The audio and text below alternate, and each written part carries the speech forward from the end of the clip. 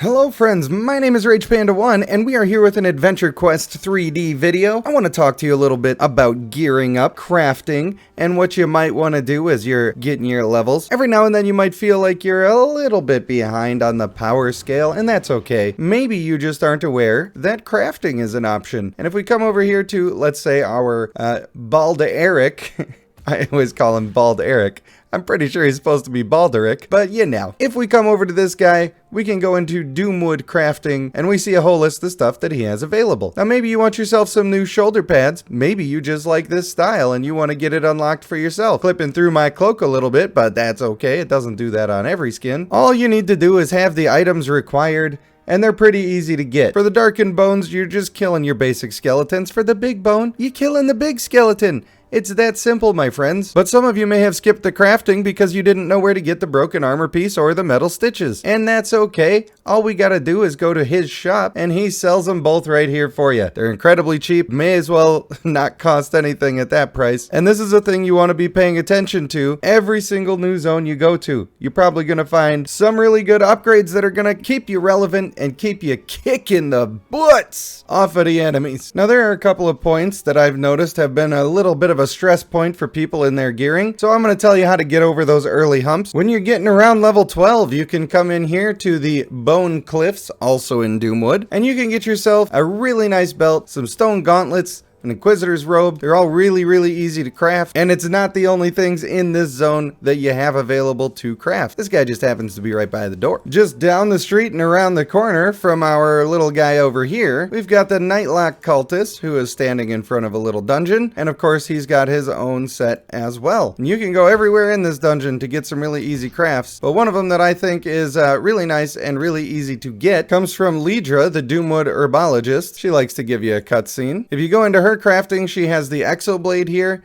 and it's pretty easy. It's pretty easy to craft. The Bone Cliffs region is the first place that you're going to be farming for gear to craft up. It's around level 12, and I think that's the first time it really starts to feel like something's getting you. Now you can see in my chat here, we got Dumbledore66 telling us that the Celadon gear is pretty good. That also goes for the event on the moon and any other scaled area. It tends to drop gear a lot. I want to explain how those things work and why they can be good, why they can also be very bad. A very big waste of time. If you're doing it at the wrong time, it ain't good. If I look at my gear that is all actually equipped, almost all of it is level 400 or within 20 points of that, and I have a 450 gun. If I go and fight the people at the Celadon area right now, I'm likely to get a bunch of item level 420 pieces of gear. So I could get a 20 item level upgrade if I just go and grind the mobs at those scaled areas. That's a decent jump. It's okay and probably worth doing. However, when I get all of my items to 420, they're still going to be able to get higher, and I could stand there and grind and grind and grind and grind. But if all of my items are at an equal level already, I'm going to get a very small upgrade from those each time a piece of gear drops. So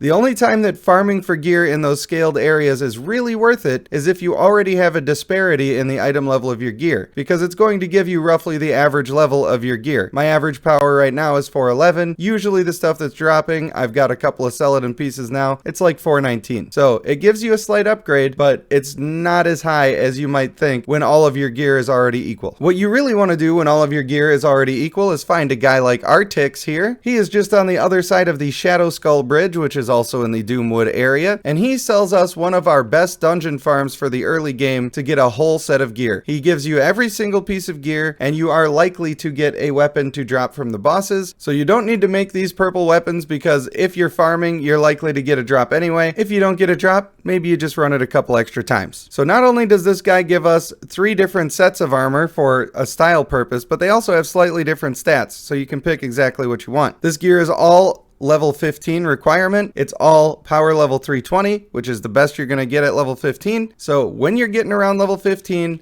I highly recommend you're going to go into your travel, you're going to go to Doomwood, you're going to go to Shadow Skull Bridge. You just mount right up, baby. You ain't trying to fight any of this stuff. Mount up, run right past.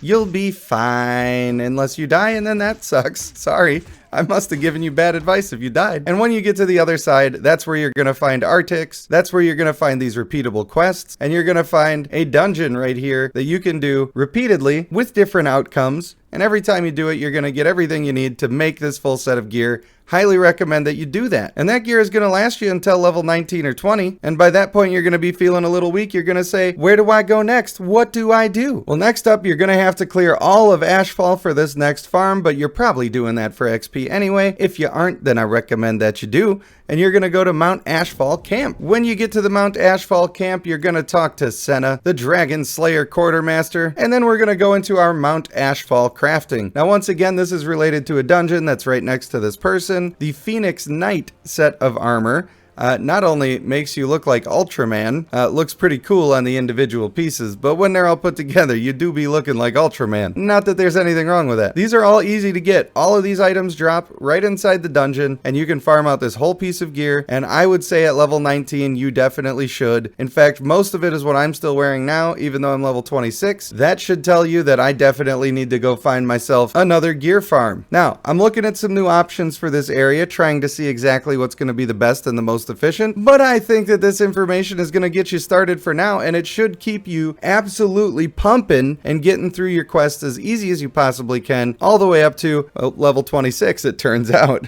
So if this information was helpful to you, then I would recommend that you like and subscribe, because I'm going to be making plenty more videos on AdventureQuest 3D, including in-depth rotational guides for all of your different classes, so you know what buttons to press and when, because there are a lot of intricacies therein that let you get a ton of extra power out of your champions. For now, I want to thank you for watching. I have been Rage Panda 1, and I will see you in the next one.